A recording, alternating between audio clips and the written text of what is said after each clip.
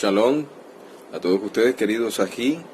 Un gran abrazo y un gran saludo a aquellos que se han preocupado por mi persona. Hoy quiero compartir con ustedes este mensaje. No he podido seguir publicando por muchos motivos. Uno de ellos son las amenazas inconstantes de grupos guerrilleros que trabajan, digámoslo así, con narcotraficantes, y también trabajan con algunos religiosos que, como ya lo mencioné anteriormente, utilizan los diezmos, las ofrendas y toda clase de dinero para financiar campañas políticas corruptas.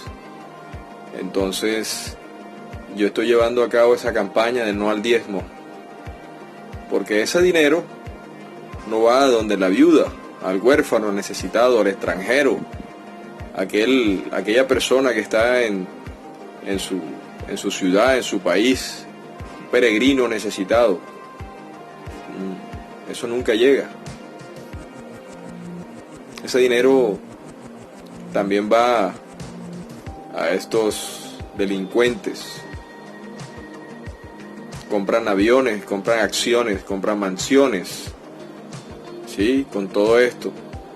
Ellos se hacen supremamente ricos y usted se hace más pobre. Aquí estoy exponiendo mi propia vida, enseñando que la mayoría de las personas no tienen un corazón dispuesto a servir a su prójimo. Como ya les he mostrado, queridos ajín, el cristianismo como tal es un mecanismo que nace en Roma, en Grecia, que nace también mucho antes. Incluso los cristianos eran adoradores de Serapis, un dios egipcio. Y les voy a seguir mencionando este tema, que es la contraparte de los demás temas que yo les había mostrado anteriormente. Como podríamos decir, el Sol Invictus, el calendario filocaliano en el año 354, después del Mashiach, ofrece un festival de Natalis Invicti el 25 de diciembre. Hay pruebas limitadas de que este festival se celebró antes de los mediados del siglo VI. La idea de que los cristianos eligieron celebrar, digamos, el nacimiento del Jesús, o de Jesús, el 25 de diciembre, porque era la fecha de un festival ya existente del Sol Invictus. Se expresó en una anotación a un manuscrito de una obra del obispo sirio del siglo VI o VII, Jacob Bar Silabi, el escriba que lo agregó, escribió: era costumbre de los paganos celebrar el 25 de diciembre el cumpleaños del sol, en el que encendieron luces en señal de fiesta. En estas solemnidades y jergas también participaron los cristianos. En consecuencia, cuando los doctores de la iglesia percibieron que los cristianos se inclinaban por este festival, tomaron consejo y revolvieron que la verdadera natividad, porque hoy en día es Navidad, pero natividad debería ser solemnizada ese día. Invictus o invicto, invencible, era un epíteto de varias deidades de la clásica religión romana, incluyendo la deidad suprema de Júpiter, el dios de la guerra, Marte, Hércules, Apolo y Silvano. Había estado en uso desde el siglo III antes del Mashiach. El culto romano al sol es continuo desde la historia más antigua en la ciudad hasta la institución del cristianismo como la religión natal exclusiva. Esto no lo estoy inventando yo, queridos aquí. Esto está en la historia. Y se me hace bastante extraño de que los cristianos no tengan la capacidad para poder determinar que su religión o el movimiento circular religioso en donde ellos están, pertenezca a la Iglesia Romana, al Vaticano. Podemos decir que Serapis, Serapis, ortografía latina, o Serafis en el griego, era un dios helenístico, egipcio, sincrético a la antigüedad. Su templo más famoso fue el de Serapeum, de Alejandría, bajo Ptolomeo Soter, una estatua anropomórfica, ¿sí?, de estilo griego, que fue elegida como el ídolo y proclamada como el equivalente de los Alpis, altamente populares. Tampoco lo estoy inventando. Fue nombrado Aser, Api, es decir, Osiris, Apis, que se convirtió en Serapis, y se decía que era Osiris en su totalidad, en lugar de solo K, fuerza vital. Tampoco lo sabían, ¿verdad, queridos Ajín? La historia, la primera mención de un Serapis está en la disputa, escena de la muerte de Alejandro, en el año 323, antes del Mashiach. Aquí Serapis tiene un templo en Babilonia.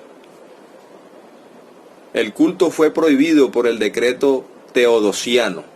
La primera comunidad cristiana alejandrina parece haber sido bastante sincrética en su adoración a Serapis y Jesús, o Jesús, y se postraron sin distinción entre los dos. Una carta insertada en la historia de Augusto, atribuida al emperador Adriano, se refiere al culto a Serapis por parte de los residentes en Egipto, que se describieron a sí mismos como cristianos, y al culto cristiano de aquellos, digámoslo así, aquellas personas que afirmaban adorar a Serapis, lo que sugiere una gran confusión de los cultos y prácticas. La tierra de Egipto, cuyas, digámoslo así, alabanzas, he descubierto que soy totalmente despreocupado, inestable, y que me invade cada rumor.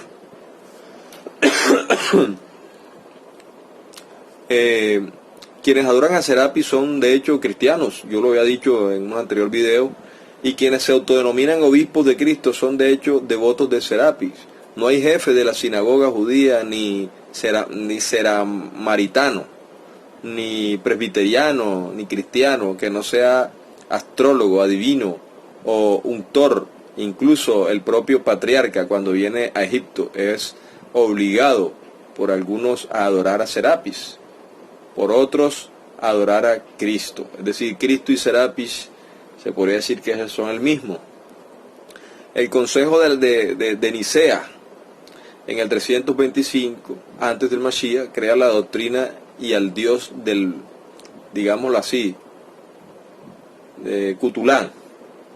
Aproximadamente 4 años antes de presidir el Consejo, Constantino había sido iniciado en la orden religiosa del Sol Invictus, culto próspero que consideraban al Sol como el único Dios supremo. Por eso yo nunca voy a decir que Yahweh, sublime, majestuoso, el Padre, el Abba Kadosh, que no tiene punto de comparación, sea un Dios. El otro era el mitraísmo. Debido a su adoración al sol, le ordenó a Eusebio que convocara la primera de 3 secciones del solsticio, del de verano, el 21 de junio del 325. Usted lo puede buscar mismo en la Enciclopedia Católica, nueva edición, volumen 1, página 792. Seravinus, de hecho termina en US, que ya también les había dicho, que es el código de Jesús, que también termina en US, estuvo presente, dijo, excepto Constantino. Constantino mismo dijo, y Eusebio Pamphilus, que también termina en US, era un conjunto de criaturas analfabetas y simples que no entendían nada. Secreto de los padres cristianos, obispo J.W. Sergerus, 1685-1897. Si me hago entender, la reimpresión de todas estas cosas, queridos Ajín, aquí no hay nada que ocultar, todas las cosas están aquí, todas las cosas, la información que ustedes quieran, digamos, que ustedes quieren, la pueden tener ustedes mismos. No entiendo por qué hay tanta lucha y tanta disputa, sabiendo de que todas estas personas realmente pues son paganos. El cristianismo es una religión pagana, y que allí en la televisión no le van a decir a nadie porque efectivamente pues todo es un negocio. ¿Sí? Fue en esa asamblea pueril y con tantos cultos representados en total de 318 obispos, sacerdotes, diáconos, subdiáconos, acólitos y exorcistas, se reunieron para debatir y decidir sobre un sistema de creencias unificado que abarcaba solo un Teus, un Dios. Una disculpa para el cristianismo, pero realmente pues es cierto. Disculpen. Los nombres de 53 dioses fueron puestos a discusión. Hasta el momento, el Consejo no había seleccionado a ningún Teus, por lo que votaron para determinar ese asunto. Durante 1 año y 5 meses, la votación duró. Libro de Dios de Exca, ¿sí? Usted lo puede buscar, Exca, traducción del profesor S.L. McGirr. Lo puede buscar. 1922, capítulo 36 al 41, son los párrafos. Constantino regresó a la reunión para descubrir que los presbíteros, hoy llamados presbiterianos, no habían acordado una nueva deidad, sino que se había sometido a una lista reducida de 5 perspectivas: César, Krishna, Mitra, Horus y Zeus. Historias eclesiásticas, Eusebio, C. 325. Usted lo puede buscar, querido amado. Vaya, búsquelo, yo no le estoy inventando esto. Constantino era el espíritu, que la misma palabra espíritu viene de neuma, viene del griego neuma, de neumático, neumatología, que significa aire, pero no significa ruach. El ruach significa aliento. Él era el espíritu dominante de Nicea y finalmente decidió un nuevo Teos para ellos, para involucrar a las facciones celtas, gálicas. Dictaminó que el nombre del gran dios druida, Jesús, griegos y romanos adoraban a este dios como Zeus, se uniera con el dios salvador oriental de Krishna. Krishna es sánscrito para Cristo. Eso lo podemos saber. O sea, obviamente pues no se puede mezclar al Mashiach de Israel, ¿sí?, que era un hebreo, con un griego. Jamás. Se uniera con ese Dios salvador oriental, Krishna. Sánscrito, ya saben que es para Cristo. Y así Jesús Krishna sería el nombre oficial del nuevo Dios romano.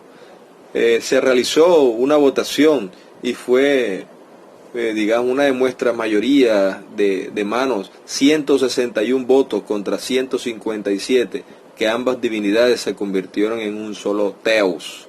Historia eclesiástica, Eusebio, C. 325.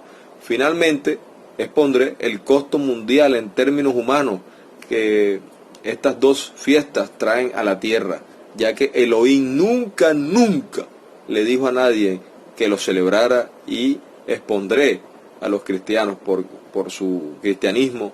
Es la razón de la temporada. Es decir, el cristianismo fue tomando fuerza, digamos, esta religión pagana. Cuando las personas entran en dificultades financieras, ¿cuántos incendios se inician debido a las celebraciones navideñas? ¿Y cuántas personas resultan heridas o mueren porque celebraron la natividad, o sea, la Navidad? Podría argumentar que todo el mundo depende de las vocaciones de la natividad, de una forma u otra, económicamente, ya que las pocas semanas que rodean la natividad o la Navidad determinan una gran cantidad de decisiones comerciales, que incluyen si las empresas contratarán y despedirán a muchas personas, o cerrarán sus puertas para siempre. Y los cristianos que usan las etiquetas, digámoslo así, por lo menos son simplemente etiquetas, para intentar intimidar a otros. Son ustedes quienes están fomentando la idolatría espiritual en todo el mundo, como pequeñas prostitutas, la gran ramera. Sabemos que el cristianismo protestante es hija de la iglesia católica o de la iglesia cristiana católica, que hoy en día se quiere disfrazar con otros términos para no llamarse igual a su madre, pero obviamente sabemos que la Iglesia Católica es igual cristiana. Recuerde también que los tiempos en que los naví y profetas, en el Salmo 137:8, y Yesayahu, o sea, Isaías 47:1, también el libro de Yermiyahu, Jeremías 50:42, 51:33, Zacariahu o Zacarías 2:7, llamaron a Israel la hija de Babel. Y también recuerden que Elohim llamó a Abraham en el libro de Bereshit, mal llamado Génesis 11:31. También en Nehemías 9:7, fuera de Babilonia, Ur, dentro de la llanura de Babilonia. Recuerde también que los tiempos en que los profetas o los naví, Salmo 137:8, Isaías, esto ustedes tienen que saberlo. Entonces, ¿qué hay en un nombre de todos modos? Babilonia, Nimrod, Tammuz, o de una manera. Yesayahu, Isaías, significa salvación de Yahú. Yirmeyahu, Jeremías, significa exaltación de Yahú. Perdón, todavía sigo tosiendo, pero bueno. Digámoslo así, Eliyahu significa mi él es Yahweh. Matiuyahu o Matiu Yahú significa mi Yahweh me da un don, o el don de Yahú. Yahudá significa Yah sea exaltado. El nombre de Jezabel significa mujer de Baal.